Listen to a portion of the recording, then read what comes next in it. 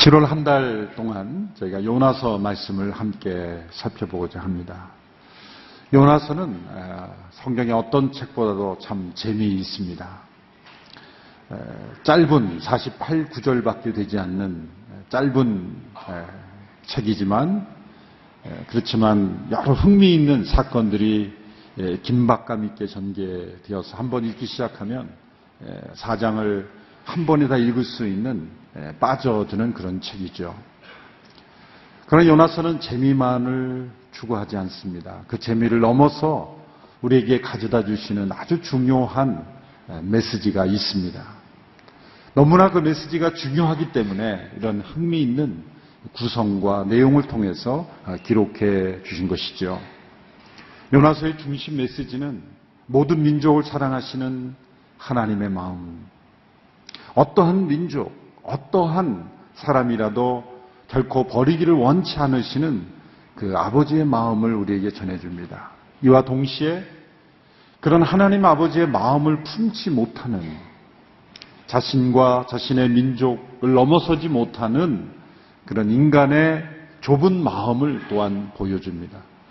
그래서 요나서에서는 이 두 가지의 마음이, 하나님의 마음과 인간의 마음이 대조되어 나타나는 책인 것입니다. 그래서 요나서는 이 메시지를 전하기 위해서 자기 자신을 주인공으로 내세웁니다. 마치 제3자가 관찰하듯이 자기 자신을 객관화해서 3인칭으로 자신을 소개하죠. 성공한 멋있는 모습으로서의 주인공이 아니라 실패한 모습으로 자기 자신을 소개합니다. 그래서 요나서는 자서전적인 성격을 가진 책입니다.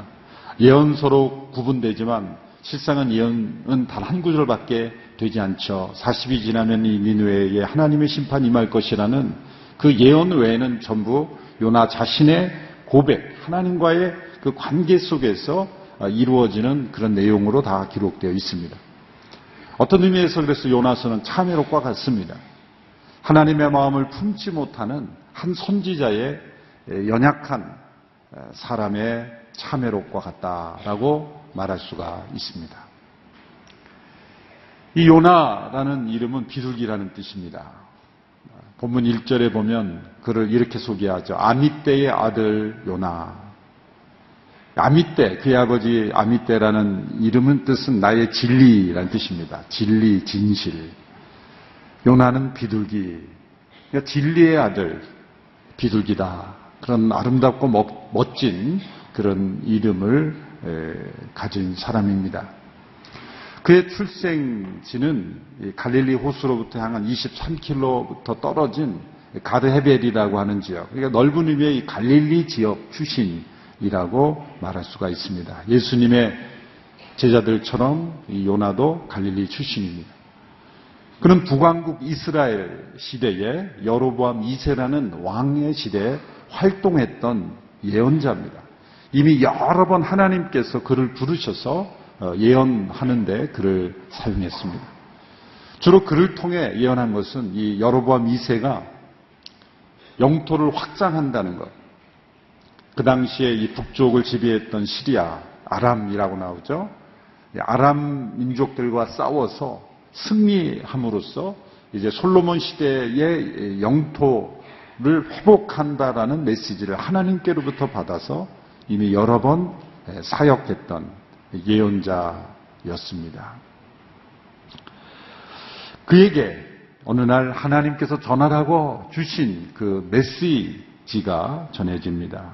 그 내용과 대상은 매우 충격적이었습니다. 오늘 본문 1장 2절의 말씀을 함께 보겠습니다. 함께 읽습니다. 시작. 일어나 저 큰 성읍 니느웨로 가서 그 도시에 선포하여라. 이는 그 도시의 죄악이 내 앞에까지 이르렀기 때문이다. 요나에게 주어진 사명은 니느웨에 가서 하나님의 심판을 배언하는 것입니다.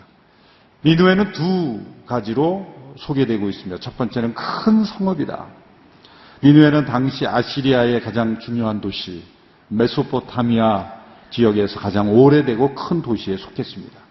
오늘날의 이 니느웨 지역은 이라크 바그다드로부터 350km 떨어진 모술이라는 지역, 요즘 IS 때문에 가끔 뉴스에 나오는 지역이죠. 모술이라는 지역 바로 옆에 있는 현재 이라크 내에 속해 있는 그런 지역입니다. 예루살렘으로부터 직선거리로 계산하면 약 900km 떨어진 산간 내륙 지역에 있는 북쪽에 있는 그런 지역입니다.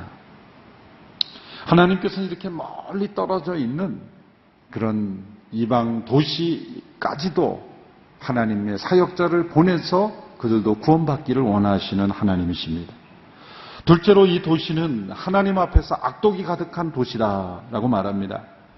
당시 아시리아는 주변 국가들을 매우 괴롭혔죠. 바벨론은 좀 신사적이었습니다. 바벨론은 물론 침략해서 정복은 했지만 그 현지 문화와 제도도 보존해주고, 그래서 결국 바벨론을 통해서 이스라엘이 바벨론에서 다시 돌아오는 그런 은혜도 있는데 통로가 되었지 않습니까?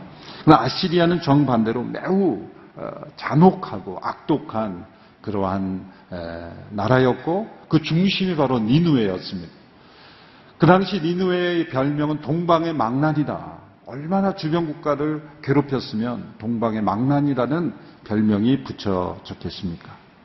우상숭배로 가득하고 잔인하고 포악한 도시였습니다. 하나님은 이렇게 악한 도시 니느웨도 회개하기를 원하시는 하나님이십니다.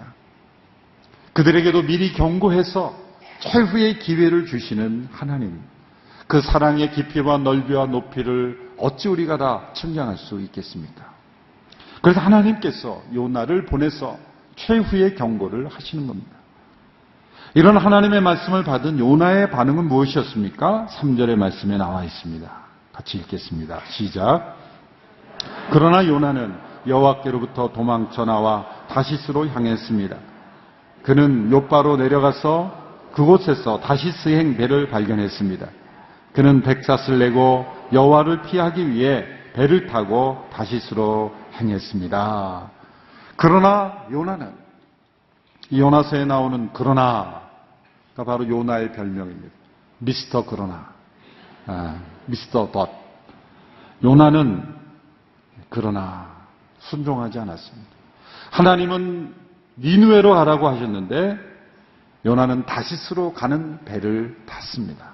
하나님은 동쪽으로 가라고 하셨는데 요나는 서쪽으로 향했습니다. 하나님은 내륙으로 가라고 했는데 요나는 바다로 향했습니다. 요나가 왜 니느웨로 가라는 하나님의 말씀을 거역하고 다시스로 가는 배를 탔을까요?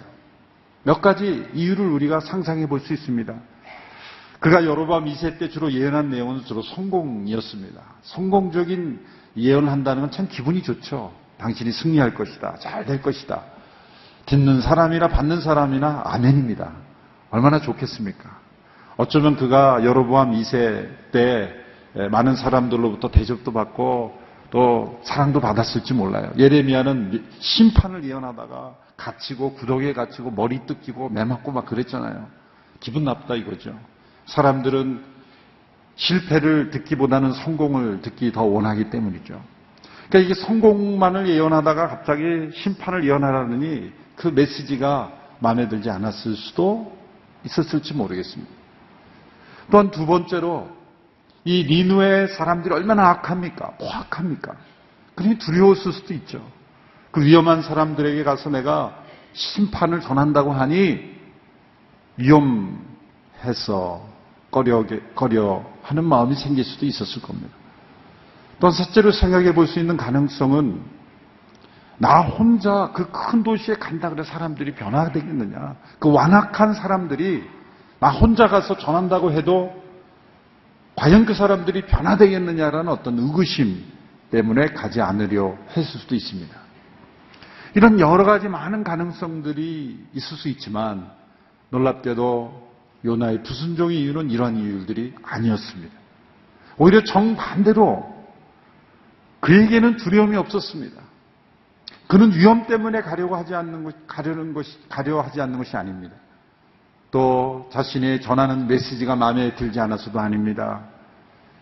그리고 자기 혼자 간다고 그 사람들이 변할까라는 의심도 없었습니다. 오히려 정반대로 그에게는 남다른 하나님에 대한 확신이 있었기 때문에 불순종한 겁니다. 그의 마음속에는 자신 혼자 가더라도 하나님께서 변화시키고자 하면 아무리 악한 사람들이라도 변화될 수 있다라는 믿음이 있었어요. 그래서 불순종한 거예요. 그래서 불순종한 거예요. 아니, 그런 불순종이 있을 수 있습니까? 요나서에 나오는 결론 4장의 말씀을 읽으면 이해가 됩니다. 4장 2절의 말씀 우리 같이 읽어보겠습니다. 시작. 그는 여호와께 기도했습니다. 여호와여, 이것이 내가 고향에 있을 때 내가 말씀드린 것이 아닙니까? 이래서 내가 서둘러 다시스로 도망간 것입니다. 주께서는 은혜롭고 동정심이 많은 하나님이시고 진노하는데 더디시고 사랑은 충만하시며 재앙을 내리시는 것을 주저하신다는 것을 내가 알고 있었습니다. 바로 이것이 이유입니다. 그가 이후에 이제 고백을 하죠. 요나는 하나님이 어떤 분인지 너무나 잘 알았어요. 은혜로우시며 진노하는데 더디하시며 사랑이 충만하시고 재앙을 내리기를 주저하시는 하나님. 이 니느웨 백성이 회개하고 돌아오면 하나님은 용서하실 수 있는 하나님이시라는 것을 그는 확실히 믿었습니다. 그리고 자신이 가서 하나님의 메시지를 전하면 그들은 변화될 수 있다는 것도 믿었습니다. 다 믿었기에 그는 불순종했어요. 이런 고차원적인 불순종이 있단 말입니까? 우리가 하나님을 몰라서 하는 불순종이 있지만 하나님이 어떠한 분인지를 알기 때문에 하는 순종이 있을 수 있다는 거예요. 요나는 그들이 구원받는 걸 원치 않았어요. 왜? 그들이 지금까지 유대 민족을 괴롭힐 뿐만 아니라 주변 민족들에게 행한 악을 생각하면 저 사람들은 그냥 심판으로 끝나는 것이 정당하다고 생각한 거예요. 구원보다는 심판, 은혜보다는 가혹한 징벌이 내려져야 마땅한데 자신이 아는 하나님으로 봐선 하나님의 말씀을 전하고 하니까 하나님이 다 준비시켜 놓은 거다. 내가 가서 전하면 그들이 회개할 텐데. 그들이 회개하면 하나님은 용서해 주실 텐데. 그 앞에 전개될 상황이 훤히 보이는 거예요. 왜? 하나님이 어떤 분인지를 알고 믿었기 때문에. 그래서 그는 가려고 하지 않은 것입니다. 몰라서 불순종한 것이 아니라 너무나 잘 알기 때문에 행한 불순종이에요. 그런데 니느웨로 가지 않으려면 그냥 집에 가만히 있어도 되잖아요. 굳이 어디로 갈 필요가 있습니까? 당시에 다시스는요, 니느웨보다 훨씬 더 멀었습니다.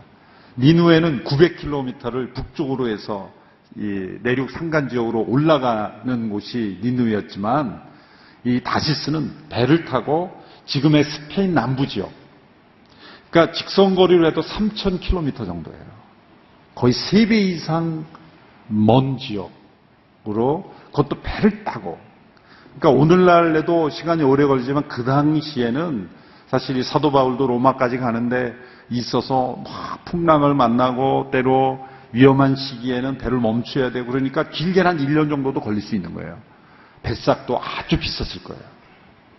이 엄청난 시간과 또 비용을 들여서 왜 굳이 다시스까지 가려고 했을까? 얼떨결에 탔는데 다시스였다. 그건 아니죠. 왜냐하면 비용이 들었기 때문에.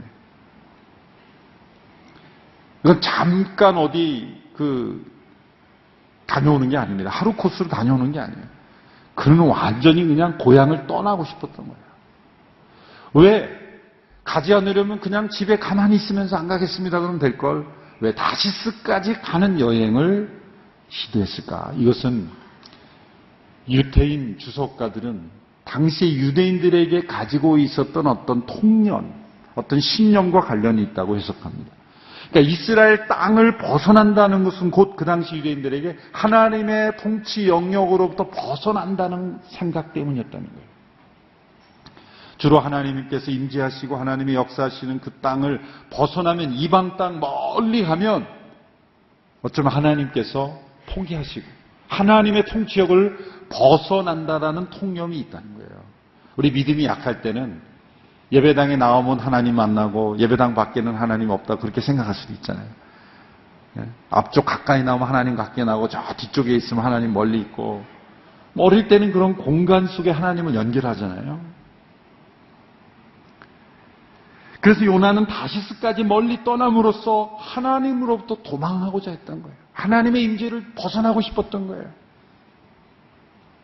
그래서 본문 3절에 보면 도망이라는 단어가 2번씩이나 반복되고 있는 것입니다. 요나는 여호와께로부터 도망쳐 나와 또 그는 백삭을 내고 여호와를 피하기 위해, 이런 고백이 나오는 것이죠. 요나가 비교적 구약 후반부에 살았던 사람이기 때문에 다윗 시대의 훨씬 이후죠. 시편이 기록된 이후의 사람입니다. 시편이 이렇게 출판에 대해서 돌아다니진 않았겠습니다만 그가 만약 시편 139편을 잘 알았더라면 다시스로 가는 것이 아무 소용이 없다는 것을 알았을 것입니다. 시편 139편 7절에서 12절의 말씀을 우리 같이 함께 읽겠습니다. 시작. 내가 주의 영을 떠나 어디로 가겠습니까? 내가 주 앞을 떠나 어디로 피하겠습니까? 내가 하늘로 올라가도 거기에 계시며 지옥의 잠자리를 마련해도, 내가 새벽 날개를 타고 바다 저 끝에 내려앉더라도 어디에서든 주의 손이 나를 인도하시며 주의 오른손으로 나를 꼭 붙드실 것입니다. 내가 어두움이 나를 가리고 밤이 둘러달라고 해도 어둠조차 주로부터 숨지 못하며 밤도 나처럼 환하게 빛날 것입니다. 주께는 어둠이나 빛이나 다를 바 없으니 말입니다. 요나는 이 시편 139편에 나온 대로 새벽 날개를 타고 저 바다 끝에 가려고 했던 거예요. 요나가 탄 배의 이름이 아마 새벽 날개 였다면 더 재미있었을 것입니다. 새벽 날개를 타고 저 바다 끝에 갈지라도 하나님으로부터 숨을 수 있는 곳은 없습니다. 어둠조차도 하나님으로부터 숨을 수 없습니다. 요나처럼 우리도 하나님께부터 도망하려고 하죠. 여러분, 예배를 드리려 하지 않는 이유는 뭘까요? 왜 성경을 읽으려 하지 않을까요? 성경을 읽으면 좋다는 걸 몰라서가 아니라 성경을 읽으면 자기가 변화될까 봐 안 읽는 거예요. 예배 열심히 드리면 자기가 변화될까 봐 안 드리려고 그러는 거예요. 길을 쓰고. 다 하나님으로부터 도망하려는 겁니다. 좋은 줄 알면서 참여 안 하는 거 다 도망하는 거예요. 이 하나님으로부터 도망하는 요나의 모습을 통해 도망자는 어떤 결과를 만나게 됩니까? 첫째로 하나님부터 도망하는 자는 내려가는 인생을 살게 된다는 걸 알 수 있습니다. 오늘 본문에 보면 내려간다는 단어가 반복돼요. 3절에 욥바로 내려가서, 5절에 배 밑층으로 내려가서, 15절에 바닷속으로 던져지지만 그것도 내려가는 거죠. 어디까지 내려갑니까? 요나가 큰 물고기 뱃속까지 내려갑니다. 내려간다는 동사가 반복된 것. 밑으로 밑으로 밑으로. 하나님은 위로 솟아오르게 하시는 인생입니다. 저 지하실에 살아도 하나님과 동행하는 자는 위로 솟아오르는 인생을 살게 됩니다. 저 높은 고층 빌딩에 살아도 하나님으로 도망하는 자는 밑으로 내려가는 인생을 사는 거예요. 둘째로 하나님도 도망하는 자는 낭비적, 소비적 인생을 살죠. 3절에 그가 다시스로 가는 백사스를 지불했다. 참 이게 표현이 기가 막힙니다. 아주 비쌌을 겁니다. 그 당시로 볼 때는. 요나는 자신이 가고자 하는 다시스로 갔습니까? 못 갔습니까? 못 갔어요. 우리가 배우는 교훈은 하나님으로부터 도망하는 자는 목적지에 가지도 못하고 차비만 날리는 거예요. 차비만 날리는 거예요. 반대로 하나님께 길로 걸어갈 때에는 목적지에 갈 뿐만 아니라 차비도 하나님께서 주십니다. 대표적인 예가 모세가 태어났을 때 요게벳이 그 아이를 더 이상 숨길 수 없을 때 어떻게 했어요? 갈대상자에 담아서 그 바로의 공주가 모욕하는 신에 띄웠잖아요. 그때에 바로의 공주가 유대인의 아기인 것을 보고 그러나 그 아기를 보호해주고 싶어서 유모를 드리죠. 그래서 모세의 누이가 가서 히브리 유모를 데려올까요? 그래서 자기 엄마를 데려가요. 성경에 보면은 월급을 받았다고 기록이 돼 있어요. 자기 자녀를 키우면서 돈을 받았어요. 하나님이 주시는 보너스예요, 보너스. 하나님께 순종할 때는 하나님께서 삭도 주시는 거예요. 그러나 하나님으로부터 도망하는 자는 자신의 목적도 이루지 못하고 다 소비하고 날려버리는 거예요. 실제로 하나님부터 도망하는 자는 주변 사람들에게 피해를 주게 됩니다. 요나가 다시스로 가는 배를 탔기 때문에 그 배를 탔던 모든 사람들이 죽음의 위험에 처했잖아요. 우리 사도행전 후반부에서 살펴본 대로 바울의 케이스와 정반대입니다. 바울이 하나님의 뜻에 순종했을 때 주 예수의 신분으로 탔던 그 배가 폭풍을 만나 난파당할 위험에 처했지만 바울 때문에 그 배에 탔던 사람들이 다 살아나게 됐어요. 이렇게 요나가 하나님으로부터 도망하였지만 하나님은 그를 포기하지 않으십니다. 다시스로 가고 있는 요나를 포기하지 않으십니다. 전능하신 하나님, 모든 것을 아시는 하나님, 모든 만물을 통치하시는 하나님, 인간이 도망하여 숨을 수 없는 게 하시는 그 하나님께서는 요나를 추적하십니다. 우리 하나님은 추적자입니다. 인간의 실존을 설명하는 또 하나의 중요한 단어가 도망자라면 하나님의 실존을 설명하는 중요한 단어가 추적자예요. 성경 이야기는 추적 이야기예요. 에덴 동산을 떠난 아담과 하와로부터 계시록에 이르기까지 우리 하나님은 추적하시는 하나님이에요. 찾아오시고 찾아오는 정도가 아니라 추적하는 하나님이시죠. 19세기 프란시스 톰슨이라는 이번엔 거리의 노숙자로 살다가 알코올 중독자로 살아가다가 그 사람의 시를 받아든 어떤 그 문학 잡지 편지인이 그 사람을 찾아서 그 따뜻한 사랑을 베풀었을 때 그가 큰 은혜를 받고 이 아름다운 시를 썼죠. 천국의 사냥개라는 책을 썼습니다. 시를 썼습니다. Hound of Heaven. 수많은 사람들에게 영향을 미친 시입니다. 인터넷에서 번역된 시에서 완벽하지는 않을 겁니다. 집에 가서 영시록시 읽을 수 있는 분들은 한번 찾아보시길 바라고요. 제가 번역이 된 내용으로 아주 긴 시인데 앞부분만 먼저 읽어드리겠습니다. 나는 그에게서 도망쳤네. 밤에도 그리고 낮에도 나는 그에게서 도망쳤네. 수많은 세월 동안을 나는 그에게서 도망쳤네. 내 마음속 미궁 같은 길로 그리고 슬픔 속에서도 나는 숨었네.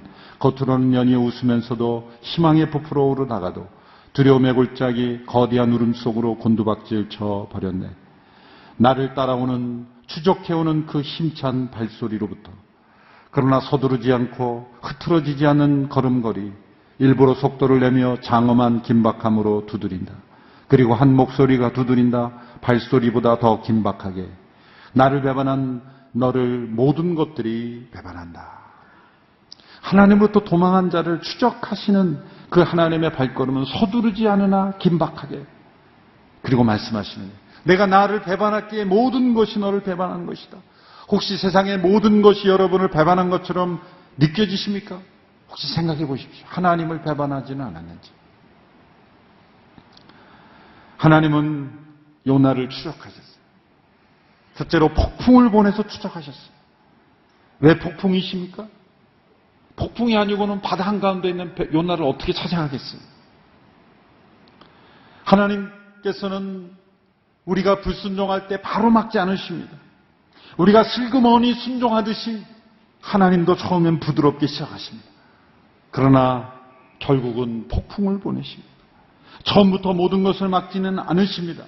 우리 어리석은 선택에 대한 대가를 치르도록 하십니다. 그러나 계속 그 길로 갈 때는 거친 방법을 선택하시기도 합니다. 이 폭풍은 우연한 폭풍이 아닙니다.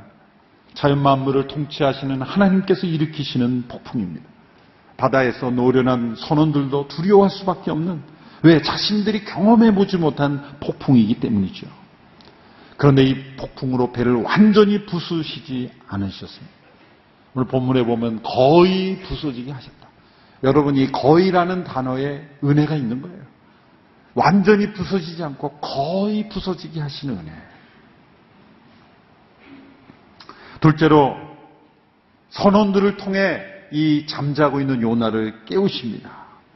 자, 폭풍이 왔을 때 선원들은 자기 신들을 부르며 난리가 났습니다. 자기가 믿는 신을 부르며 부르짖었습니다. 배를 가볍게 하려고 짐을 버리고 난리 났습니다. 그런데 요나는, 사실 원문에 보면 그러나가 또 나와요. 그러나 요나는, 미스터 그러나. 요나는 배 밑창에 내려가서 잠을 자고 있어요. 여러분, 지금 위는 난리가 났고 폭풍이 일어나고 지금 잠이 올 수 있습니까? 그런데 요나는 잠을 자고 있다는 거예요. 이거는 예수님께서 풍랑이는 갈릴리 호수에서 제자들은 두려워하고 있는데 예수님이 깊은 잠을 자는 것과는 정반대의 성격이에요. 예수님은 깊은 평안과 안식 속에 단잠을 자시고 계신 그 잠이지만 요나의 잠은 정반대의 성격이에요. 여러분, 정말 삶의 의욕을 잊고 자포자기하는 사람은 그냥 계속 자는 거예요. 영혼의 수면제를 먹어버리는 거예요. 왜 그가 계속 자려고 했을까요? 폭풍 속에서도 스스로 잠을 청하며 왜 잤을까요? 깨어있으면 하나님 말씀하실까 봐. 뻔한 거죠. 그런 폭풍이 심상치 않게 다가오고 있을 때 하나님이 자신을 추적하고 있을지도 모른다는 생각을 했을 거예요. 그래서 일기가 이게 순탄치 않자 배밑창으로 내려간 거예요. 왜? 하나님께로부터 피하려고 배밑창까지 내려간 거예요. 그리고 잠을 청한 거예요. 여러분, 삶의 의욕을 잃어버리고 희망을 잃어버린 사람은 일어나기가 싫은 거예요. 계속 그냥 자고 싶은 거예요. 이거는 포기의 잠이요, 낙심의 잠이요, 자포자기의 잠인 것입니다. 그러나 하나님은 이교도들을 통해서, 선장을 통해서 그를 깨웁니다. 요나에 일어나라. 네 하나님께 좀 소리쳐 부르짖어라. 놀라운 것은 이교도 선장이 요나가 하나님의 선지자라는 걸 알고 있었다는 거예요. CGN TV도 없는데 어떻게 알았을까? 그게 의문이긴 합니다. 저도 어디 멀리 갔을 때 이렇게 전혀 아무도 나를 모른다고 생각한 곳에 안녕하세요, 이 목사님. 오늘이 성도가 여기도 계신단 말인가 그렇게 하는데 CGN TV에서 봤습니다. 길을 가다가도 갑자기 미국에서 뉴저지에서 차를 딱 세우시고 딱 내려서 인사하시는 거예요. 안녕하세요. 그래서 나는 오늘이 성도인 줄 여기서 했더니 CGN TV에서 봤습니다. 그런 분들이 가끔 있어요. 그 당시에 CGN TV도 없는데 이 선장이 어떻게 알았을까 하는 의문입니다만은 어쨌든 이 요나가 알려진 사람일 수도 있는 거예요. 침묵하는 요나의 입을 하나님은 이 선원들을 통해 여는 것입니다. 잠자고 있는 자를 이방인 선원들을 깨우는 것입니다. 이방인 선원들이 모여서 이 원인이 어디서 나왔나 제비를 뽑자는 그 당시에 사람들의 어떤 통념, 미신일 수도 있어요. 문제의 원인이 누구인가를 찾아내는데 당시에 제비 뽑기를 한 거예요. 하나님은 그러한 당시의 사람들의 통념을 사용해서라도 요나를 추적하시는 거예요. 제비를 뽑았는데 요나가 나온 거예요. 이 제비띠를 통해 하나님이 또 요나를 추적해 오신 거예요. 요나를 추궁하기 시작합니다. 요나가 자신의 신분을 밝힙니다. 9절의 말씀을 보십시오. 함께 읽습니다. 시작. 요나가 대답했습니다. 나는 히브리 사람입니다. 바다와 땅을 만드신 하늘의 하나님 여호와를 섬기고 있습니다. 말은 잘해요. 하나님을 섬기고 있습니다. 다른 번역에는 여호와를 경외하는 자입니다. 이렇게 번역했어요. 그가 진정 여호와를 경외하려면 지금 거기서 있어서는 안 되죠. 요나는 결국 자신의 문제의 원인이 자신에게 있다는, 하나님께 불순종했기 때문이라는 걸 말하지 않을 수 없어요. 선원들이 더욱 추궁합니다. 그 다음 줄은 더욱 예리합니다. 10절에서 11절의 말씀이 중요합니다. 우리 같이 읽겠습니다. 시작. 그들은 크게 두려워하며 요나에게 말했습니다. 너는 왜 이렇게 행하였느냐? 그들은 그가 여호와 앞에서 도망치고 있다는 것을 알게 됐습니다. 그가 그들에게 말했기 때문입니다. 바다의 폭풍이 점점 더 거세졌습니다. 그들이 그에게 말했습니다. 바다를 진정시키려면 대체 우리가 네게 어떻게 해야 하느냐? 두 가지 질문도 있어요. 너는 왜 이렇게 행했느냐? 이 질문은 요나에게는 하나님의 음성처럼 들렸을 거예요. 요나야, 너는 어찌하여 이렇게 행했느냐? 아담에게 너가 어찌하여 이렇게 행했느냐 말씀하신 그 추적하신 하나님의 질문을 요나에게 던지되 선원들을 통해 던지는 거예요. 어찌하여 내가 이렇게 행했느냐? 하나님의 음성처럼 들렸어요. 요나는 그래도 침묵합니다.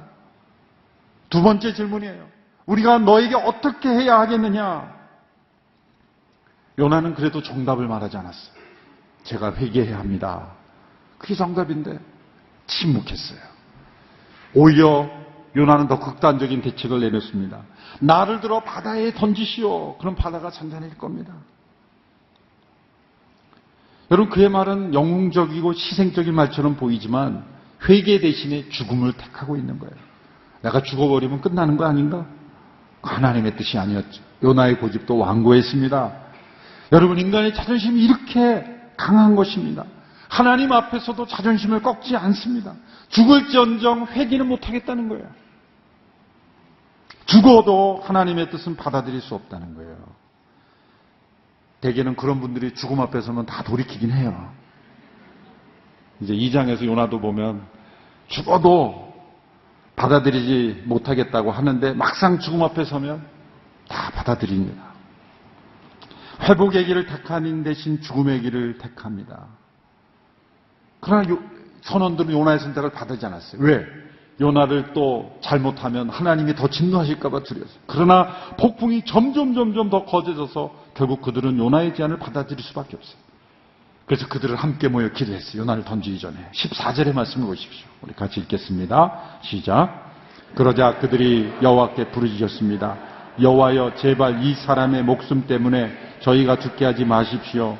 죄 없는 피 흘림을 우리가 책임지게 하지 마십시오. 여호와여, 주께서는 원하는 대로 하십시오. 놀라운 기도 아닙니까? 이방인들이 하나님을 몰랐던, 이방신을 부르짖었던 이들이 하나님께, 이 요나의 하나님께 기도하고 있어요. 이거는 하나님을 잘 알아서 드리는 기도가 아니라 모르지만 종교적인 기도일 뿐이에요. 그러나 진실했어요. 여기에 엄청난 아이러니가 나타나요. 보세요. 이방인들은 살겠다고 하나님 앞에 간절히 기도하는데 하나님의 종은 죽겠다고 나 던지라고 그러고 있는 거예요. 얼마나 대조되는 모습입니까? 그러나 여기에도 놀라운 하나님의 섭리가 있습니다. 요나의 불순종으로 시작된 이 태풍으로 인해 이방인들이 하나님 앞에 엎드리고 있다는 거예요. 하나님께 예배드리고 있다고 하는 거예요. 16절을 보시면 그들이 여호와를 크게 두려워해서 그들은 여호와께 희생제물을 드리고 소원했다 그랬어요. 폭풍을 통해 이방 선원들이 하나님을 두려워하는 선원들로 변화되었어요. 여러분, 하나님의 추적이 일어나는 곳에는 반드시 이런 선교가 일어나는 거예요. 때로 사역자들의 불순종하는 발걸음을 추적하는 곳에서도 하나님을 두려워하는 일들이 나타나는 것입니다. 폭풍으로 인해서 모든 것이 다 잃어버린 것 같은 상황입니다. 또 요나도 모든 것을 다 잃어버리고 생명조차도 잃어버려져야 하는 상황인 것처럼 보입니다. 앞서 말씀드린 천국의 사냥개라는 이 프란시스 톰슨의 시의 마지막 부분은 이렇게 끝납니다. 내가 내게서 모든 것을 취함은 너를 해롭게 하려 함이 아니요 다만 내가 그 모든 것을 내 품 안에서 찾게 하려 함이었다. 내가 어린아이 같은 생각으로 잃어버렸다 여긴 모든 것을 나는 내 집에 쌓아두었노라. 일어나서 내 손을 잡고 가자. 그 발걸음이 나를 멈춘다. 결국 나의 어둠은 사랑으로 내미신 그분의 손 그림자란 말인가? 아, 어리석고 눈멀고 약한 자여, 내가 바로 네가 찾는 자이니라. 내가 나를 쫓아내므로 내게서 사랑을 쫓아냈느니라. 하나님의 추적하심에서 일어나는 폭풍은 우리에게서 모든 것을 가져가려 하심이 아닙니다. 우리를 죽이시려 함이 아닙니다. 하나님 안에 손 안에서 모든 것을 다시 찾게 하려 하심입니다. 우리는 어리 같은 생각으로 모든 것을 잃어버렸다고 생각하지만 아버지의 집에 다 보관되어 있다. 일어나서 함께 가자 초청하시는 거예요. 우리 하나님은 우리가 아무리 하나님을 도망해도 우리를 추적하시는 하나님이십니다. 하나님을 몰라 도망하기도 하고 너무 잘 알아 도망하기도 하는 도망자들을 지금도 추적하고 계십니다. 우리 인생에서 불어닥치는 폭풍은 하나님의 추적입니다. 때로 이 선원들 같은 믿지 않는 사람들을 통해 우리에게 외치는 외침도 하나님의 추적입니다. 세상의 혼란의 중심에 믿는 사람이 있는 것도 하나님의 추적입니다. 하나님은 이 추적을 통해 우리의 정체를 드러내기를 원하십니다. 우리 모두는 아무도 모르게 멀리 떠나버리기만 하면 하나님도 쫓아오시지 못할 것이라고 생각하지만 하나님으로부터 숨을 수 있는 곳은 없습니다. 때로 교회 공동체는 여러분을 추적할 수 없지만 하나님은 추적하십니다. 교회 전산 데이터는 여러분을 잊어도 하나님은 잊지 않으십니다. 하나님의 뜻에 불순종하며 혹시 도망하고 있는 분이 있다면 자진신고하시기를 바랍니다. 추적하시는 하나님께 돌아와 하나님과 함께 걸어가는 인생이 되기를 주님의 이름으로 축원합니다. 기도하겠습니다. 하나님으로부터 도망하는 우리의 인생을 포기하지 아니하시고 추적하시는 하나님을 찬양합니다. 이 은혜의 추적, 이 사랑의 추적, 그리고 이 자비로우신 추적하심을 우리가 받아들이며 폭풍을 통해 찾아오시는 그 하나님의 추적을 믿음으로 받아들이고 돌이켜 주의 뜻으로 향하는 우리 모두가 되게 하여 주시옵소서. 예수님의 이름으로 기도합니다. 아멘.